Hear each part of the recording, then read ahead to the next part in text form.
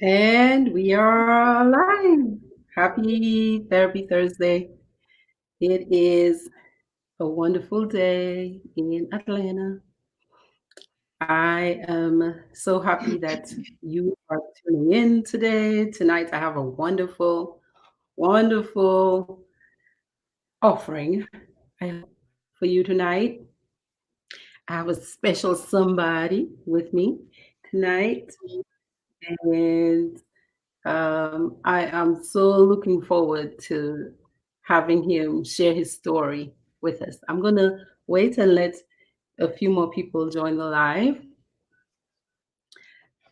In case you have never listened to me, I am Dr. Triffy. I am a licensed psychologist in Georgia, and I I teach people how to think better so they can feel better. So hopefully they can do better. And every Thursday, well, as long as nothing too weird is happening in my life, I show up here and I try to offer some advice, some information, some techniques, strategies that I hope will help at least one person, at least one person.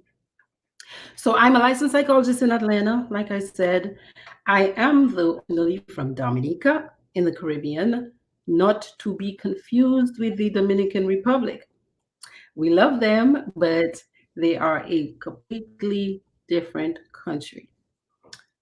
Dominica is further south. We speak English and a French Creole, and we are sandwiched between Martinique and Guadeloupe.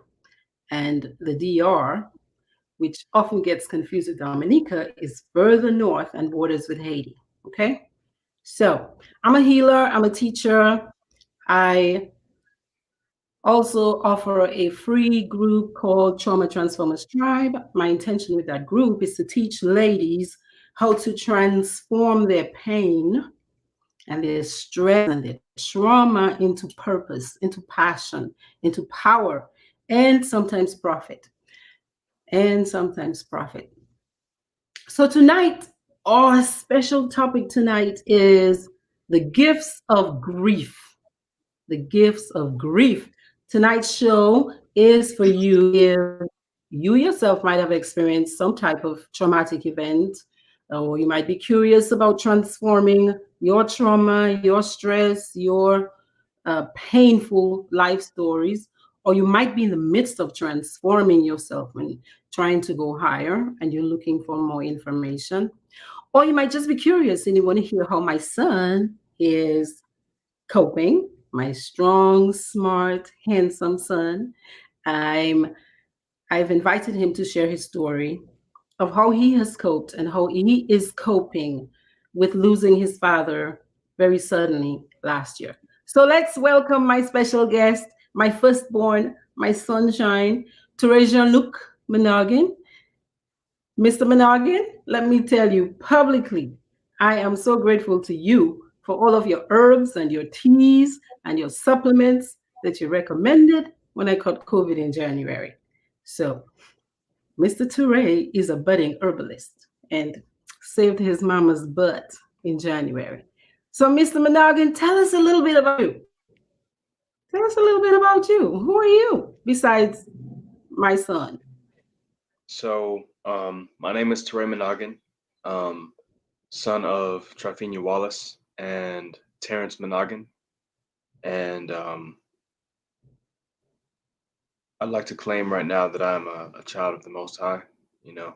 Um, and I'm sure many of you watching this are as well, and Mm-hmm. understand that with that um,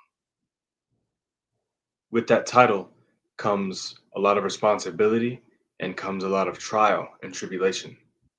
You know, Mm-hmm. Christ, he basically promised us that in this life, especially if you choose to follow him, you know, expect to go through temptation, you know, expect to go through trials and tribulation, expect to, um,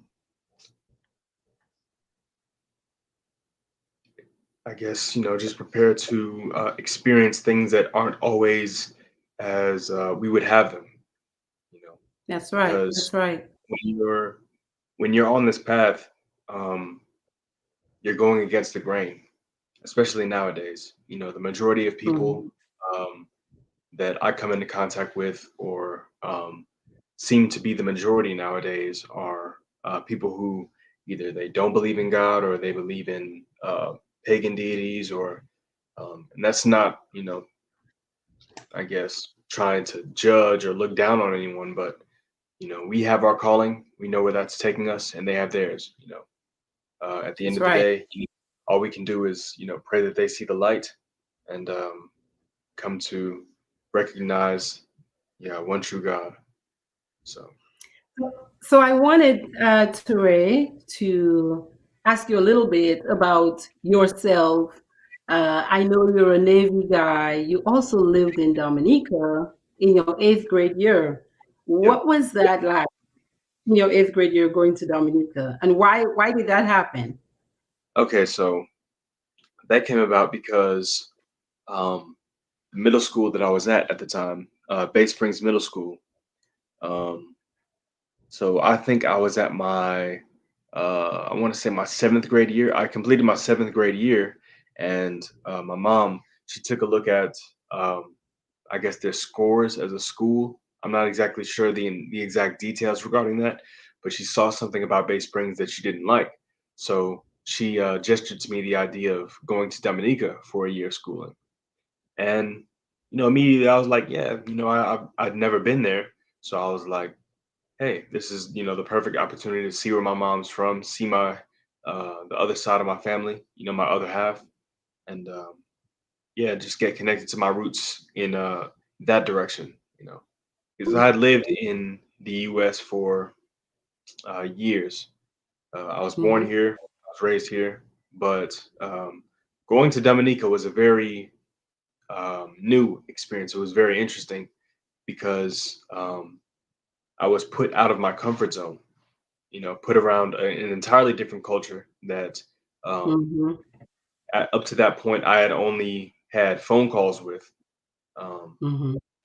and yeah, um, if I can go into something else, before that um, decision was made, um, I was beginning to struggle with things like depression and anxiety, and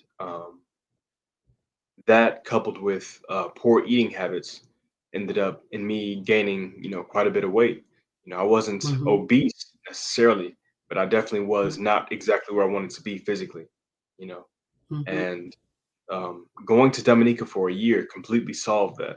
you know like, you can ask my mom, you can ask my sister, like, when I came back, like, I was tall and skinny, like, Why do you think that happened? Like, why do you think that happened? just because of how Dominica is. Like, I went there again maybe about 3 or 4 months ago, and I stayed Mm-hmm. there for about 3 months. And Mm-hmm. um, right now, I'm taking this medication that's made me gain a lot of weight. And Mm-hmm. within that time, coupled with intermittent fasting, which I had taken an interest in around um, a little bit earlier before I came to Dominica, this most recent Mm-hmm. time. Um, Yeah. and that coupled with the food, and you walk a lot in Dominica. You have the Yeah. buses, they tell you where you need to go, and then you walk to your location. So Mhm, um, that walking, um, eating, well, Dominica's food supply tends to be pretty nourishing and real. In mhm, America, there's a lot of GMOs, a lot of genetically modified foods, and honestly, I really think that that's what's causing a lot of sickness and disease nowadays, especially in the US.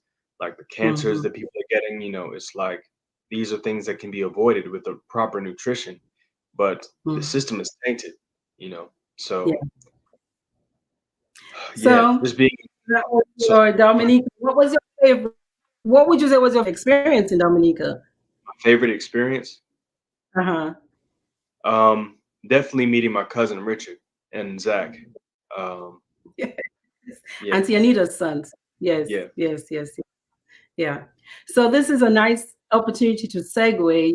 You've been talking about my side of the family because up till eighth grade, I think you might have gone to Dominica in 2006 with me and Auntie Elise on that cruise with cousins, Yeah, but yeah, we yeah, didn't yeah. stay long. No, we No. didn't stay long. But you did get an opportunity to really know your family from my side. And so now let's talk about your dad's side of the family. So Okay. so I was by giving you a little history, son, little history. So your dad, you've heard this before. Your dad met me at Ole Miss, yeah, a Mississippi man, in the bookstore at the university bookstore, and it was a day. I think it was a day in May. I don't remember the date, but that man put the Mac on me. He smiled. He smiled at your mama and took me out to Red Lobster. See, back in the day, Red Lobster was the shizzle. And I think the Red Lobster did it. But yeah, he was quiet. He smiled a lot. He minded his business. He was, pretty chill. And at the time, he was a long distance athlete at Ole Miss. And then, as they say, long story short, we got married. We were born a year and a half later. Dark, nice, pretty dark skin, curly hair, a handsome little fella you were.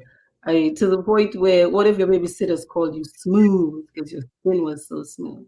So, of course, fast forward 7 years after we married, we separated and divorced. But your dad stayed very present in your life until last Mother's Day. How did your life change last Mother's Day? So last Mother's Day, my father died suddenly. Hmm. I still remember um, when I received the news. Um, like I was in an apartment at the time, and uh, you came suddenly, and you told me you had some news. And immediately I was thinking this is something bad, but I didn't know the extent to how bad it would be. Then you told me that he died. You know, um, Hmm. and that sort of,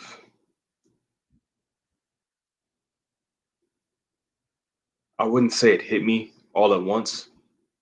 Like when I heard the news, I was mainly in shock. So Hmm. um, I was sad, of course, hearing this news, but it's not the sadness that I felt more recently, or in Hmm. what as time went on. It's like the sadness grew stronger. Um, Hmm. So would you say initially what came over you was shock, maybe disbelief, hmm yeah. and you just went through what? Just what they say that that kind of experience, like the grieving experience, messes with our thoughts, it messes with our emotions and our body too. How did it impact your thoughts? How did it Uh, start impacting your thoughts, you say? well, I'd get these intrusive thoughts, like I wouldn't even be thinking about dad. Just walking or on my phone, and then I get this thought like I'm never going to be able to talk to him again. You know, Hmm. and I get thoughts like just imagining him when he died. Um, yeah. Yeah, yeah. For some people, it kind of changes their outlook on life. Did it have any impact like that to where you maybe changed your thinking on anything? On I can't remember it doing that um, hmm because of where I'm at now. I can't remember that, hmm but hmm we can get into How that much? later. Yeah. How did it? How might it have Emotionally, changed your? emotionally, it did affect me very heavily. I started to withdraw from friends and family. Except for really just my mom. Hmm. And the sadness. What else? What else with the withdrawal? What are the emotions? Any anxiety, any fear, any worry, any.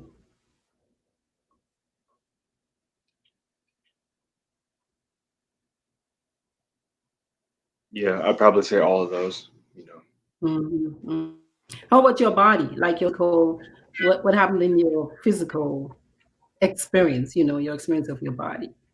I felt like I had less energy. Like I just felt drained. Mm, yeah, yeah. Well, that makes a lot of sense to me because you're the one who 2 weeks ago you had to rush me to the emergency room because my body was doing something weird. My troponin level, the enzyme is called troponin, high, and I was having difficulty breathing, and I was feeling dizzy, and just you thought I was in distress. I was trying to be a Dominican tough girl, and I was like, no, let me just sleep it off. And you were like, nope, I'm not losing 2 pounds in 1 year. So you're gonna come with me. You're gonna get dressed and come to the car. So I can totally get that. I can also relate to the just the tiredness. Like sometimes half of the day, 3/4 of the day, it's hard to move. Like my body just mm, shuts down. There's research that shows there's a difference between grief itself, like when I came and actually came with Glenn, right? I came with Campy. He and I came to tell you the news. And there's a difference between grief, like the initial thing, and then the recovery process. And they talk about 5 stages of grief. Some people think there's more stages. Some people say we go not like one stage to the next, to the next, to the next of like shock and sadness and anger and bargaining and all of that, but that we bounce between them. Where would you say you are in that process of recovery? um, well, I don't know all the stages of grief, so I can't accurately answer that question. How are you feeling most of the time these days? Um, I mean, I try to stay active in my life, but there's still just this um, feeling of uh, loss, like lacking, Mhm, you know, mhm, like something's gone, mhm. and I keep trying to find it in other things. Um,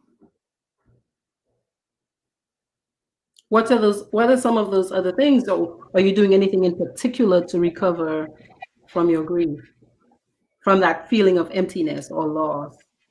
well, I recently, um, at your recommendation, um, started reading this book called Healing Trauma, and Mhm, there's about 12 um, like exercises that you can do on the website mhm, that they posted in the book. And I've just mhm, been going through that and trying to, um, I guess you could say, overcome my grief and overcome my trauma, overcome my sadness. mhm. As you're doing that, as you're doing not just that book, but it's like it's a little over 9 months now. What have you been learning about yourself, maybe like since Dad died, that you didn't know before?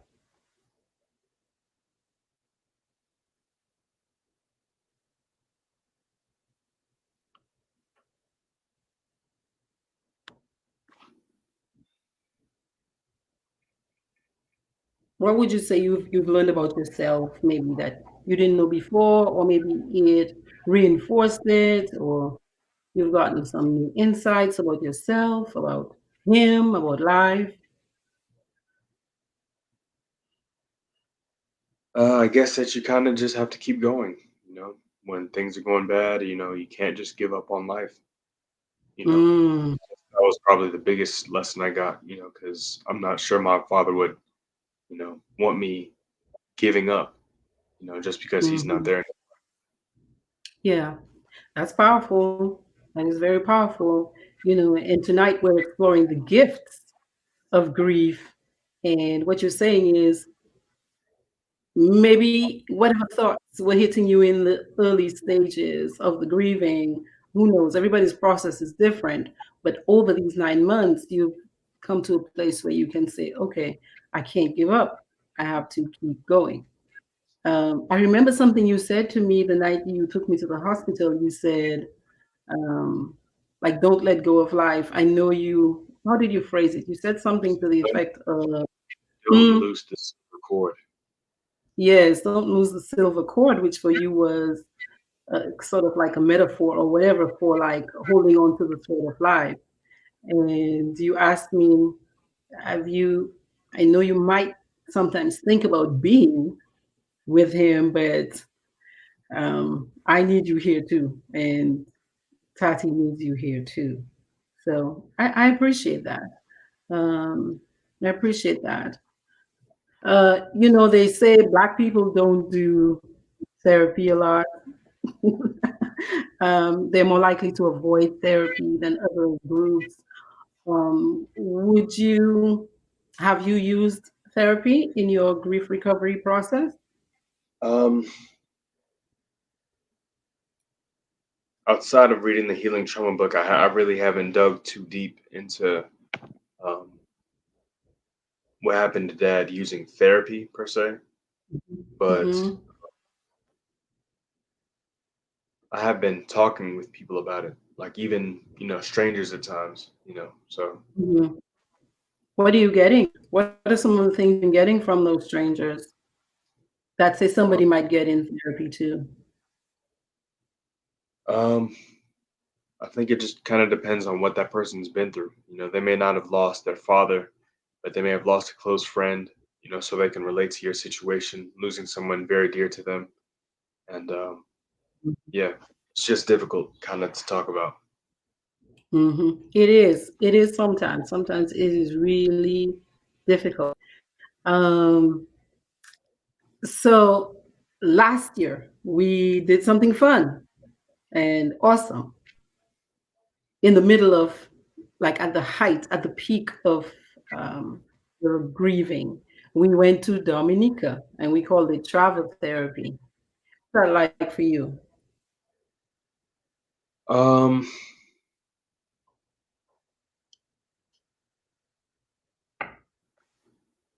it was nice to see the family, but Mm-hmm. I don't think I should talk about that really. Mm-hmm. So I guess what I can say about that is you were in such a deep state of grieving. You were trying to come to terms and grapple with a lot of the pain that you were feeling at that time. I know we tried to go up to Boiling Lake. Remember that mountain? And you were like, "No, mom, I'm not going any further." You were like, "That's enough."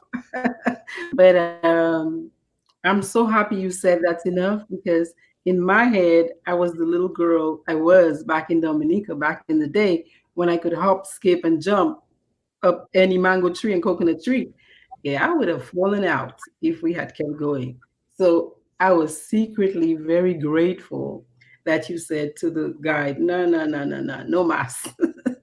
And instead we went to the T2 Gorge, and swam and went in the water. That was pretty fun. And then went back to Jungle Bay and ate good food and swam in the pool. We hung out in the pool for Yeah, like a good hour after that. That was pretty cool. That was pretty cool.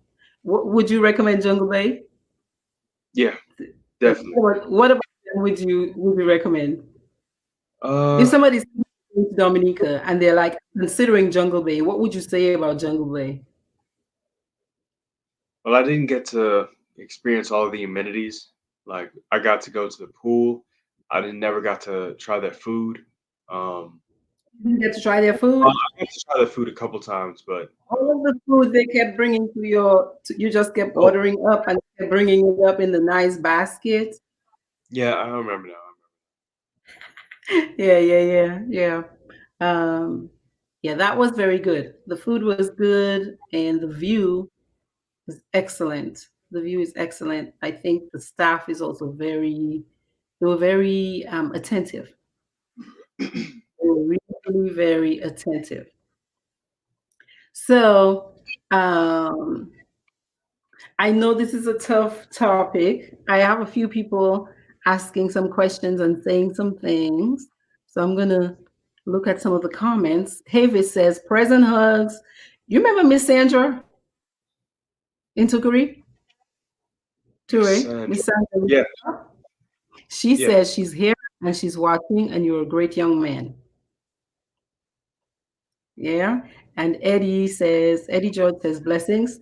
Ken, your godfather, says he was responding to your thoughts on, the food, the GMOs, how they're really not um, giving us the best food over No, here. no. In Yeah. fact, if I'm being honest, it feels like they're poisoning us intentionally. Hmm. Like they could be doing better.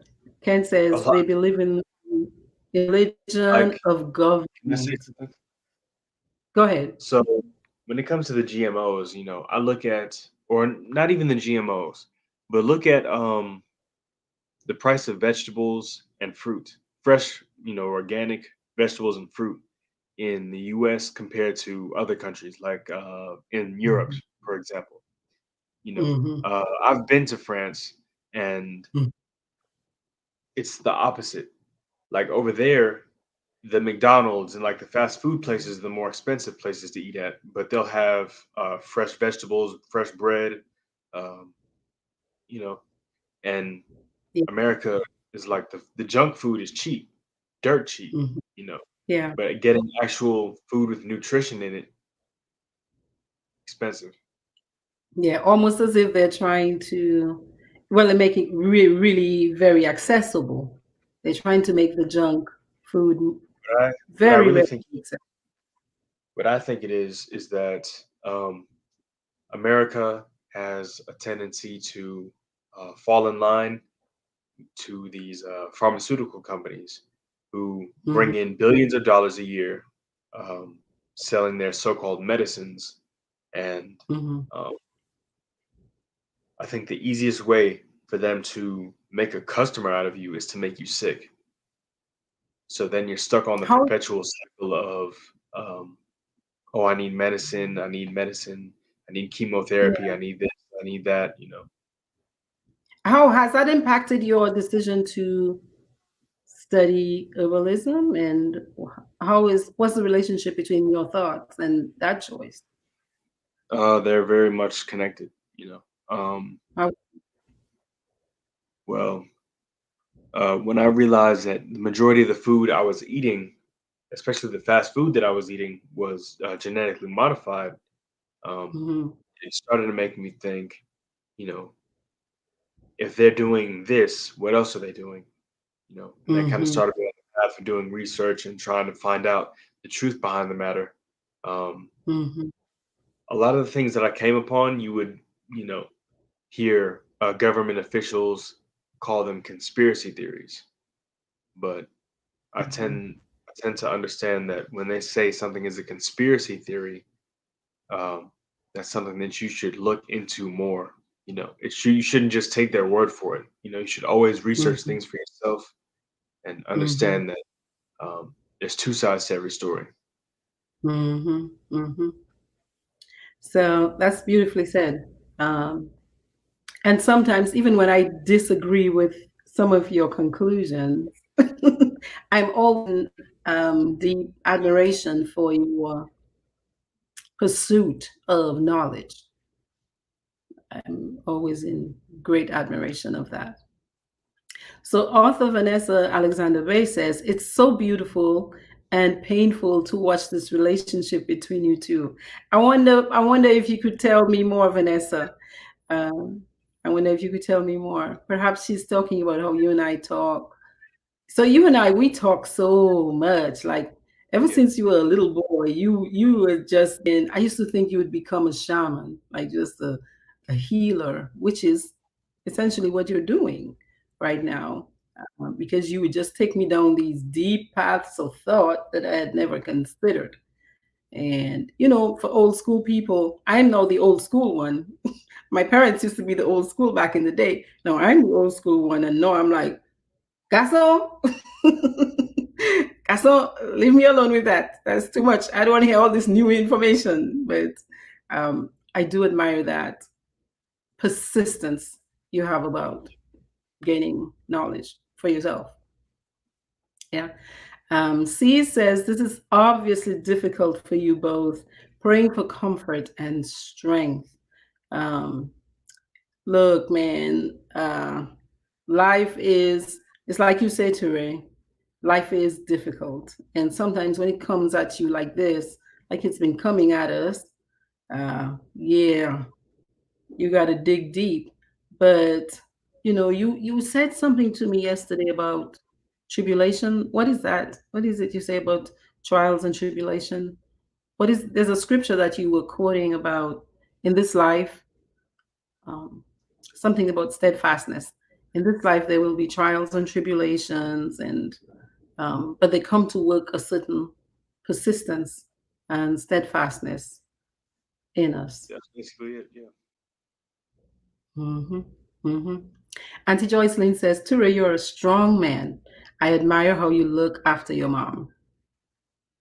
Thank you. Joyce is smiling. Joyce, he's smiling. He says, thank you. He says, thank you. And Auntie Joycelyn says she likes that. You just keep going. You just keep going. Yeah, I'm doing. Before that experience, would you say you were more of a, you would give up easier or what? Before last year. Um, yeah, I'd agree with that. You know, um, Mhm. but um, yeah, I'd agree with that. Mhm. Um, Tizia is Nato. Nato is the sister of Auntie Annette. So Auntie Annette, remember I went up in November to New York because her mom passed away really suddenly. So Tizia is Auntie Annette's sister. She says that's the toughest journey that we have to endure in this life, losing a loved one, especially a parent. What you've often told me about your most meaningful conversation with your father, like right before he died. What was that? What was the essence of that? So the night before he died, my father he imparted one last thing to me, and that was basically him speaking into my life. You know, he told me that within a year's time, you can be in a completely different place. You know, I took that to mean in all facets of my life, meaning physically, mentally, emotionally, spiritually, financially, like everything. You know, so Mhm, that's what um, the uh, ending of 2021 and now 2022 and onward is supposed to be about. You know, just continuously seeking progress for myself in all aspects of my life. You know, the number one thing for me is maintaining my relationship with the Most High, and mhm. because the other things will come if you do that, everything else will come, Seek first the kingdom of God and all these things and shall all be the added rest. unto That's right. That's right. You mentioned decreeing really this year as your year of healing and self-care. And um, this past weekend, you encouraged me to do 7 massages in 7 days. Of course, I did two and then I stopped. Maybe you light a fire under my butt to encourage me to keep it going. Yeah. What advice do you have for me specifically, meaning your mom specifically, as you watch me grieve Campy? you. So I saw something today about using the sauna, and scientists found that the study was all men, but I'm sure the same would go for women as well. But the study found that men who use the sauna for 15 to 20 minutes every day lowered their chance of receiving any type of cardiovascular illness or disease or complication by 50%. Mm, So, that's that's big. That's a large effect size. 50% is a you know, lot. yeah, definitely. Hmm. Anything else? Um,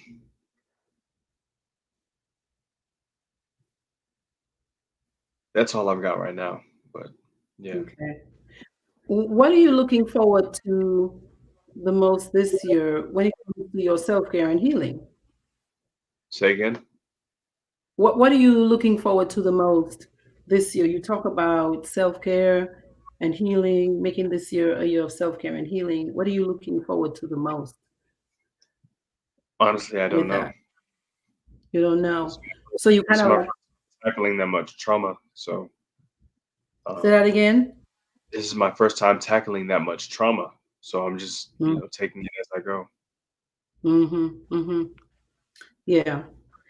And you know, I think everybody who's gone through a traumatic event can relate to that.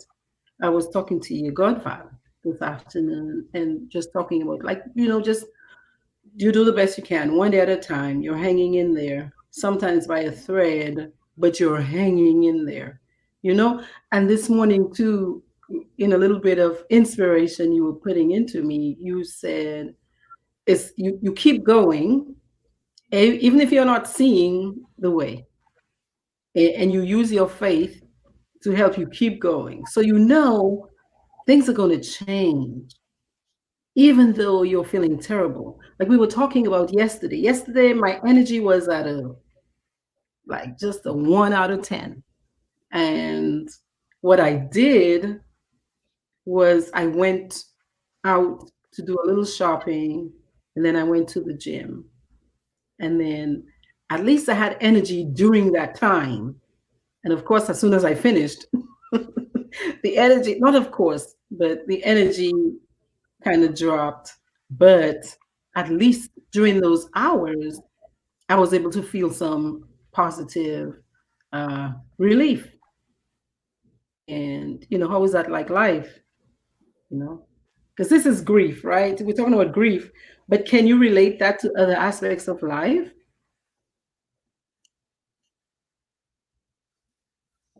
You too, right? Is that relatable, you think, to other aspects of life? Like we're talking about grief tonight, but Um, I think I might have to um, end my part of this session.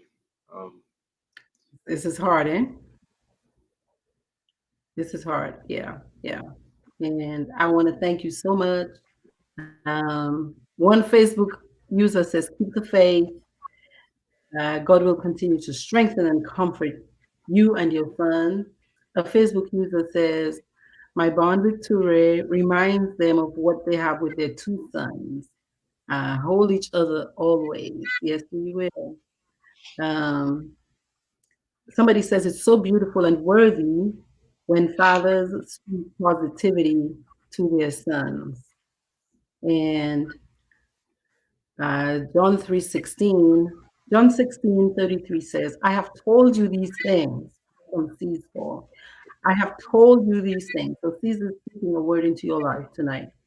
I have told you these things so that in me you may have peace. In me. In this world, you will have trouble, but take heart. That heart is so important. Take heart. Like, don't let our hearts fail us. We have already, Christ has overcome the world. And you call Christ by another name, but that's the essence of what she's saying, you know? Somebody says, a strong and genuine mother bond that you two find each other more and more and stronger as you go through together. Miss Sandra says, put God first in everything and and she wishes both of us the best in our future endeavors. I wish you all the best in your future endeavors, my dear. all right. So, okay. So I want to thank you so much for showing up, and I'm going to continue, except if you have something else to add before you leave. I really appreciate Uh, you sharing with the people what your thoughts are on this really important topic. I don't have uh, anything in particular I'd like to say, but Mhm. thank you everyone for the well wishes and the encouragements. This is by far the Mhm. most difficult thing I've ever had to experience, and Mhm. a lot of the time I just feel alone. Like when I'm not with my primary family, like my mom, for example, or my younger brother Sekou and my sisters. I just feel alone. Like no one really gets what I'm going through, you know. So um, Yeah, that's difficult. yeah. And that's part of why I do this. I'm being so transparent with my grief because I do believe a lot of people feel this way. And maybe it's because we're so uncomfortable with our fear and terror about death. Like some people think if I talk about it, it's going to happen to me. But we're not, that's really, that doesn't make much sense because it is appointed unto man once, right? Like everybody has their appointment. Everybody has their appointment. And so that's not what is going to, talking about it is not what is going to make it happen. And so I do feel talking about it more normalizes it and makes it so that some people, maybe at least one person who's watching this, will look at it and will be like, okay, I'm not the only one who's having that kind of experience. Because like you said, some people lose their little babies, their little infant kids. Some people lose a sister. Some people lose a brother. Some people lose a very good friend. I was talking to somebody recently. Sometimes you lose somebody who at the funeral you can't even tell people I really loved that person. And you got the family, you know, don't know that you had this close relationship with a person. Next thing, your grief is called disenfranchised grief, where you can't really publicly show your grief and your sadness. I mean, I think about people who have relationships on the low, who their person, that I'm, person, dies. I'm, Yeah. I'm getting. Oh yeah. Thank you. You can go. You can go now. Yeah.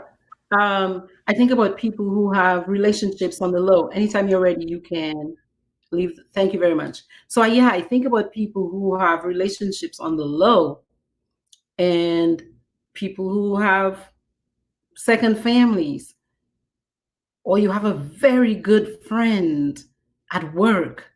Like, do we even always know when that person dies? And how can you show your grief when the family is there bawling and you're feeling like, man, I am out of place? You know, I just want to encourage people to do things, do things to heal their trauma, whatever your trauma is. Whatever your trauma is, you have to pay attention to it. Like, give it its proper attention. If not, it'll show itself in ways that you can't control. You can't control. So, Nato says, Ture, always remember that God is in control. Keep the faith and continue to be strong for your mom and your sister in the best way that you can. And somebody says, "What bravery, you both! Thank you for being vulnerable here, right, while helping people, while helping us too." And that's my aim, like I said, to be a human being.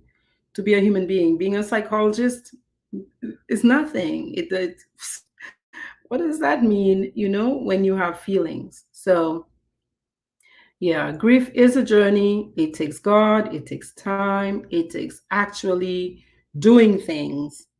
It takes actually doing things um, to recover. So I want to thank all of you for showing up and supporting Ture and supporting me. Again, I think this is more for me than for you guys because this has allowed me to talk more about it so that I'm not just sitting in my head feeling alone with it, you know? And I'm very happy and very thankful to Ture for sharing his story. And as you can see, 9 months, it's 9 months later, and it still feels like very raw. So after losing my mom the way I did, and like I tell you guys, like it took me like a good 16 years to really fully process her death. So I know this is a long journey, but I have faith and I have support, and I have um I have the tools. It's it's hard implementing the tools when you don't have the energy and your body doesn't feel like it has the energy. But I am purposed and determined to to move through it, to move through it. So one of those days, Ture wrote something actually for his dad that he was going to share tonight. But one of those days, when he's moved through, he might come back on and share that with you guys when he's gone a little further along in the process. Vanessa, and yet you show up to help everyone else. You're amazing. Thank you for that. What I would say is that I know my job. Like I know when I say job, I mean my vocation. I know my calling. My calling is to teach and to heal, and that means with everything. So and using everything, even me, um, hopefully to help somebody else. And so, look, these times are tough. They're tough, tough, tough, tough, tough, and we don't know if they're going to ease up anytime soon.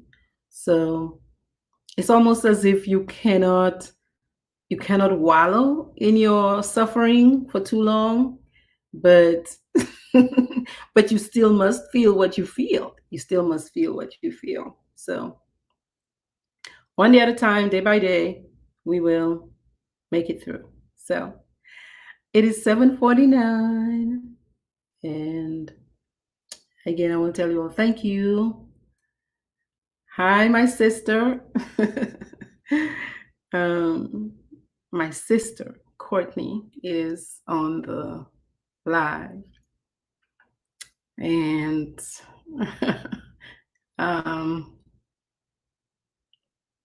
thanks for showing up, Courtney. Thanks for showing up. And yeah, Courtney's campy sister. And I'm so thankful for you. Yeah.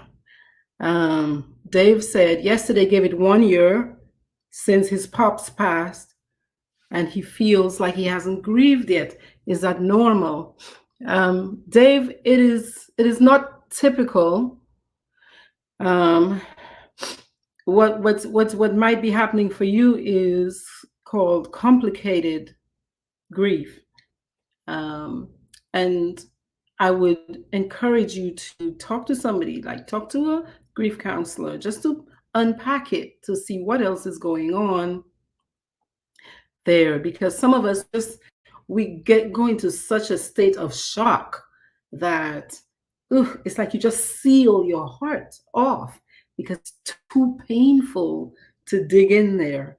And sometimes the relationship you're working through was complicated too. There might have been many things you needed to say, you didn't get a chance to say it, many hopes you had that went unfulfilled.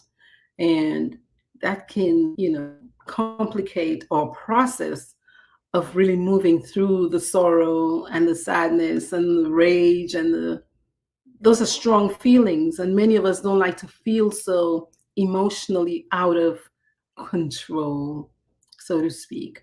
So especially for men, who've learned in the culture to not cry. Big boys don't cry. um, yeah, you cry when you lose your dad, you cry when you lose your mom, you're in pain when you lose your spouse, you're in pain when you lose your child, you're in pain when you lose your good friend. So emotions are neither wrong nor right. We feel what we feel.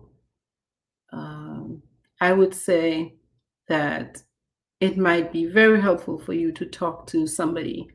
Just go in and just start talking and see where that takes you.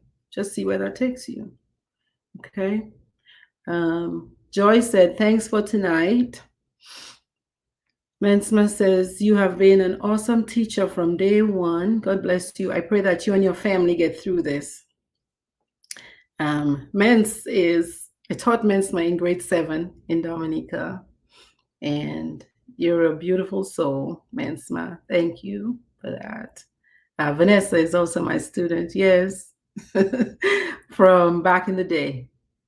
I taught elementary school and high school in Dominica from the age of 17 to 21. And then I moved up here to go to school. I moved to Minnesota to live with the Religious Sisters of Mercy, y'all. Yeah, convent in Minnesota, minus 70-degree wind chill. But they paid for school, so that was a gift that I'm grateful for. Dave, okay, so yeah, Dave, I do want to encourage you to talk to someone. If you have insurance with your work, if you're in the US or in the USVI, check to see who your insurance carrier is, and you might just have to pay a little copay, and you get to unload, process, put things in perspective, tie any loose ends that might still be there, just kind of dangling and hanging with your pops. And so you can get the lessons, get the gifts from that to be able to keep moving forward, Yeah. So people, I want to thank you. I will end with one of my gifts of grief so far. One of my gifts of grieving Campy is just being really grateful for the gift of his like complete acceptance of me as I am. All my crazy, all my not crazy, all my kind, all my not kind, all my sweet, all my not sweet. And if I'm 2 pounds or 200 pounds, just acceptance of me as I am, which allowed me to be myself, which allowed me to be myself.